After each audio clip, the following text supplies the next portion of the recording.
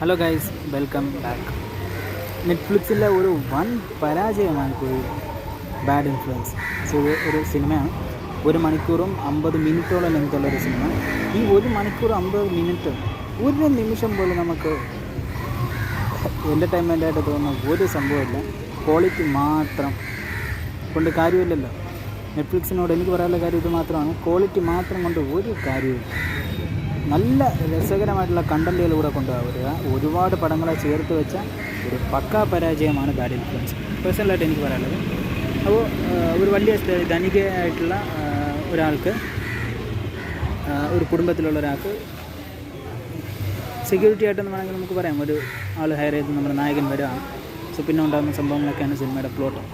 Overall cinema ഒരു 10-ന് 2 rate കൊടുക്കാവുന്ന ഒരു സിനിമയാണ്. അത്രമാത്രം പരാജയമാണ്.